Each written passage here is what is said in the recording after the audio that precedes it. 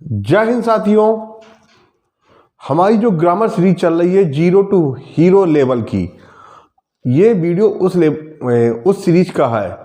और इसमें हम लोग अभी तक क्या क्या पढ़ चुके हैं। नाउन पढ़ चुके हैं, नाउन नंबर पढ़ चुके हैं, है ना। नाउन केस के बारे में बात कर चुके हैं।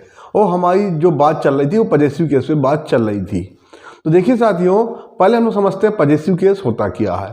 तो पजेसिव मतलब पजेशन, पजेशन मतलब किसी भी चीज़ के ऊपर अपना अधिकार। जैसे मार्कर मेरा है तो इस पर मेरा अधिकार हो गया, पजेशन कहलाएगा। अब इसको इंग्लिश में लिखते कैसे, चलिए देखते हैं। तो लिखने के दो तरीके, पजेशन को शो करने के दो तरीके। एक क्या है, एपोस्ट्रोफी एस, ऐसे ऊपर की तरफ लगता है। एपोस्ट्रोफी लगाने के बाद ऐसे एस लगाएंगे। और दूसरा क्या है, दूसरा मैं अभी आपको सेंटेंस के थ्रू समझाऊंगा। तो देखिए, एपोस्ट्रोफी एस के थ्रू हम लोग पजेशन का यूज, पजेसिव केस का यूज करके बहुत सारे सेंटेंस बनाते हैं। और इन सारे सेंटेंसों में हम अपना अधिकार ही बताएंगे, है ना। इसका मीन्स क्या होता है, इसका मीन्स होता है का, की, के।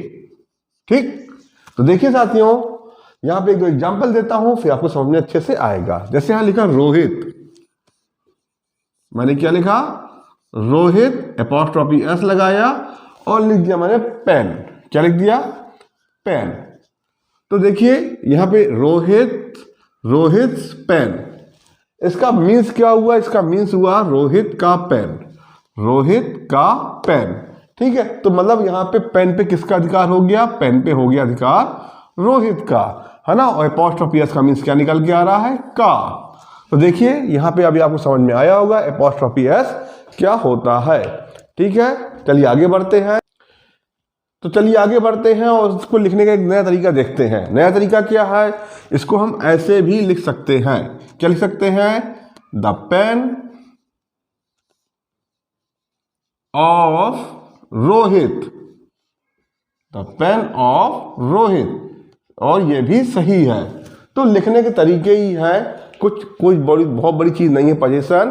तो अगर आप ऐसे लिखोगे, एपोस्ट्रोफी थ्रू से लिखोगे तो कहलाएगा पजेसिव केस। और एक ऐसे भी आप लिख सकते हो, द पेन ऑफ रोहित। यहाँ पे भी पेन पे रोहित का अधिकार है और यहाँ पे भी पेन पे रोहित का ही अधिकार है ना। प्रॉपर्टी किसी और की नहीं है, प्रॉपर्टी यहाँ दोनों सेंटेंस में रोहित की है। और एक बात और, एपोस्ट्रोफी एस का मतलब क्या निकलता, का, की, के।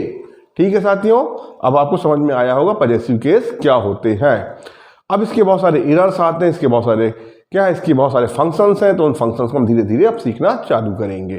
देखिए पहला फंक्शन क्या है कि जो नॉन लिविंग थिंग है उसके पहले कभी भी उसके साथ एपोस्ट्रोफी एस नहीं आता।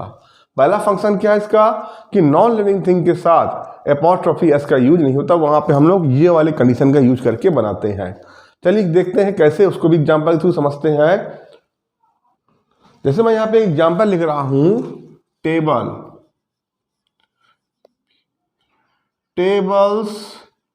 टेबल्स लेग, है ना, टेबल के पैर। तो देखिए टेबल क्या नॉन लिविंग थिंग है, तो ये हमारा रॉन्ग है। ठीक है, इसको हम कैसे लिखेंगे, इसको हम लिखेंगे the leg of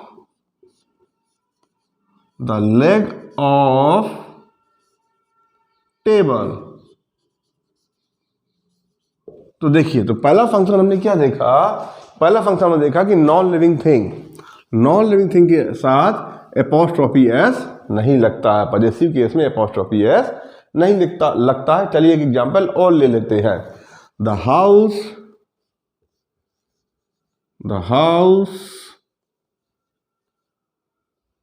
apostrophe S लगाएंगे, द हाउसेज। विंडो, अब देखिए यहां पे भी वही कंडीशन हो रही है कि हाउस जो है नॉन लिविंग थिंग है, यानी ये क्या है, ये हमारा एपोस्ट्रोफी एस, ये पजेसिव केस गलत है। इसको हम कैसे लिखेंगे, इसको हम लिखेंगे द विंडो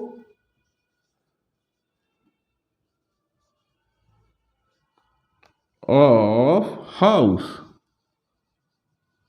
तो ये बात भी आपको समझ में आ गई होगी कि जो नॉन लिविंग थिंग होते हैं उनके साथ एपोस्ट्रोफी एस का यूज नहीं करते हैं।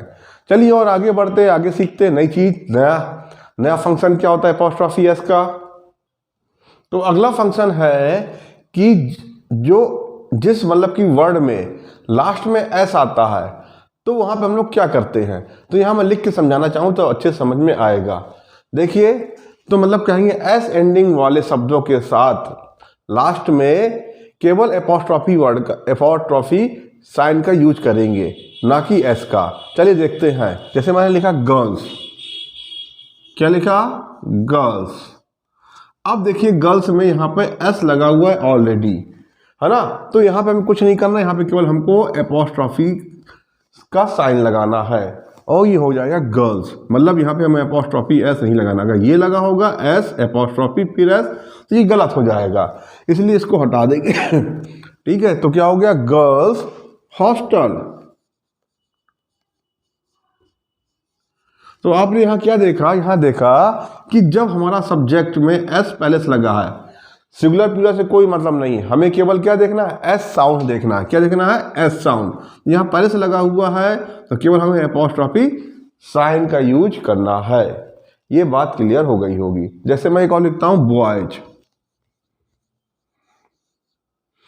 बॉयज। अब देखिए यहाँ पे एस पहले से आ गई तो केवल यहाँ क्या करना है, हमको एपोस्ट्रॉफी लगाना है और उसके बाद लिखना है बॉयज कॉलेज। तो ये सिंगुलर प्लूरल से कोई मतलब नहीं, बस आपको इतना याद रखना है कि अगर स्पेलिंग के लास्ट में क्या है, एस आ रहा है, क्या आ रहा है, एस आ रहा है, तो उसके ऊपर केवल एपोस्ट्रॉफी का साइन लगेगा। अगर आपको बात क्लियर नहीं तो एक सेंटेंस में और ले लेता, वहां पे आपको क्लियर हो जाएगी। जैसे मैंने लिखा जीसस, क्या लिखा मैंने, जीसस, जीसस। ठीक है, लाइफ। अब आप बताइए, जीसस के लास्ट में यहाँ पे ऑलरेडी एस आ रहा, अभी तो कोई सिंगुलर प्लूरल से कोई मतलब ही नहीं, यहाँ पे भी, यहाँ तो स्पेलिंग के लास्ट में एस आ रहा। तो जब ऐसी हालत है तो हम क्या करेंगे, क्योंकि एस साउंड वाला है इसलिए यहाँ पे लगेगा एपोस्ट्रॉफी केवल लगेगा, ना कि एपोस्ट्रॉफी एस लगेगा। जीसस लाइफ हो गया, है ना। जैसे और भी हम एग्जाम्पल चाहें तो ले सकते हैं, जैसे पाइथागोरस थ्योरम, है ना, जैसे टॉम्स बिस्किट, है ना। तो इस तरह से क्या हो रहा है, जहां पे लास्ट में एस साउंड आएगा तो वहां केवल हम एपोस्ट्रॉफी का साइन का यूज करेंगे, ना कि एपोस्ट्रॉफी एस का यूज करेंगे। तो ये बात भी आपको क्लियर हो गई होगी। चलिए और आगे बढ़ते हैं और समझते हैं। हाँ, तो एक चीज और समझ लीजिए, जैसे यहाँ पे लिखा है जीसस, तो इसको हम हिसिंग साउंड कहते हैं। क्या कहते हैं, हिसिंग साउंड, हिसिंग साउंड। यहां पे भी हिसिंग साउंड है, यहां पे भी हिसिंग साउंड है। ठीक है, इसको हम लोग कहते हैं हिसिंग साउंड। तो ये बातें क्लियर हो गई होंगी। अब हमारा अगला क्या कहते हैं कॉन्सेप्ट क्या है, चलिए उसे देखते हैं, है ना। अगला फंक्शन क्या कैसे काम करता है एपोस्ट्रॉफी एस, उसको भी चलिए देखते हैं। तो अगले फंक्शन में देखिए पर्सोनिफाइड थिंग्स। पर्सोनिफाइड थिंग्स क्या होती है पहले समझ लेते हैं, पहले बता देता हूं पर्सोनिफाइड थिंग्स होती क्या है। तो पर्सोनिफाइड थिंग्स में क्या होता है कि कोई नॉन लिविंग थिंग को हम लोग लिविंग थिंग में कन्वर्ट करने की कोशिश करते हैं, उसे कहते हैं पर्सोनिफाइड, है ना। जैसे मैंने कहा अपॉर्चुनिटी नॉक योर डोर, मतलब क्या है, अपॉर्चुनिटी आपके दरवाजे को खटखटा रही है, जबकि वो अपॉर्चुनिटी क्या है, नॉन लिविंग थिंग में काउंट की जाती है और दरवाजे को कभी नॉक नहीं कर सकती है ना। तो जैसे मैंने कहा डेथ हैंड, मतलब मौत के हाथ, तो ये क्या है ना। जैसे लव इज ब्लाइंड, ये तो सबको समझ में आ जाएगा, है ना, लव इज ब्लाइंड। तो ये देखिए डेथ, लव एंड अपॉर्चुनिटीज, ये तीनों क्या है, ये तीनों नॉन लिविंग थिंग है, लेकिन इन सबको मैंने लिविंग थिंग में कन्वर्ट कर दिया। अब देखिए लव कभी ब्लाइंड नहीं हो सकता क्योंकि नॉन लिविंग थिंग है, डेथ के कभी हैंड नहीं हो सकते, नॉन लिविंग थिंग है, और अपॉर्चुनिटी भी कभी किसी के दरवाजे को नॉक नहीं कर सकती। लेकिन क्या ये हम लोग कहने का तरीका है, तो इसके ऐसे इस तरीके से को हम लोग कहते हैं पर्सोनिफाइड। क्या कहते हैं, पर्सोनिफाइड। जब ये कंडीशन आती है पर्सोनिफाइड वाली, है ना, कि मतलब कि हम लोग जब नॉन लिविंग थिंग को लिविंग थिंग में कन्वर्ट करने की कोशिश करते हैं, तब भी हम एपोस्ट्रॉफी एस का यूज कर सकते हैं। जैसे मैं लिख रहा हूं ड्यूटीज, ड्यूटीज, क्या लिखा मैंने, ड्यूटीज,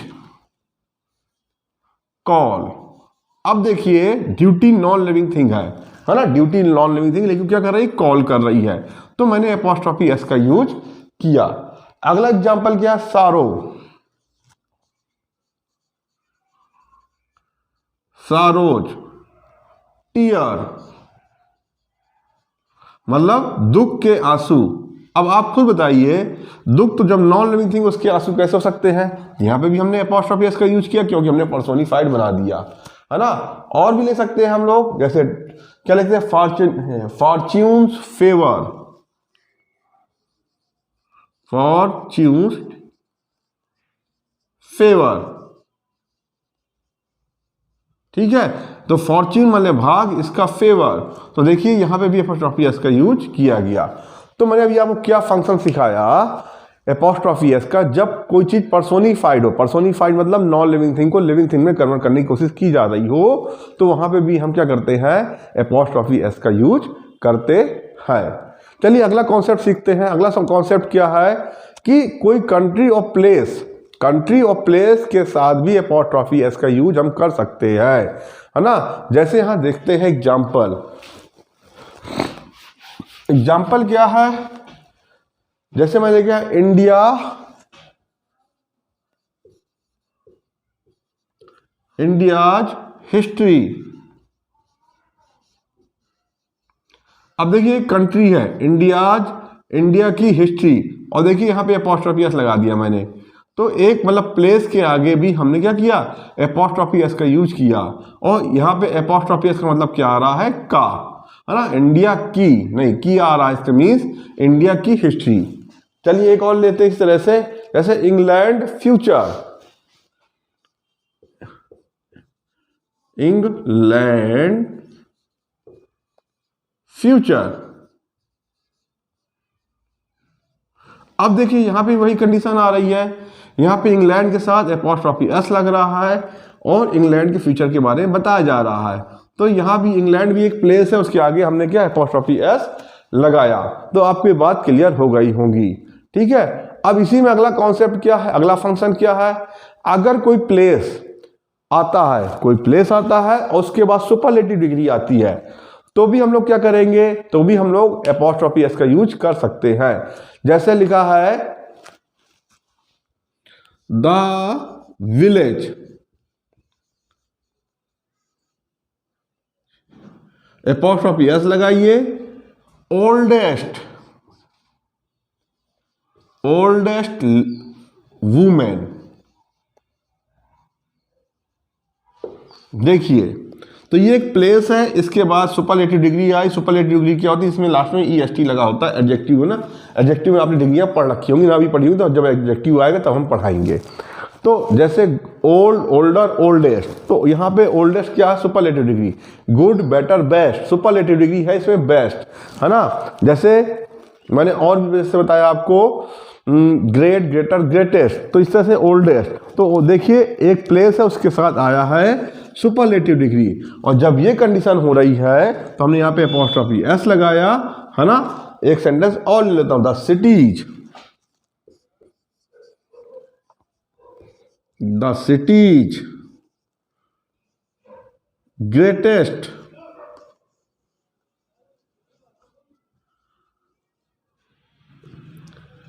मैन। अब देखिए यहां पे सिटी फिर से प्लेस है, इसके साथ क्या है, इसके साथ सुपरलेटिव डिग्री का यूज हो रहा था, हमने यहाँ पे अपॉस्ट्रोफी एस लगाया।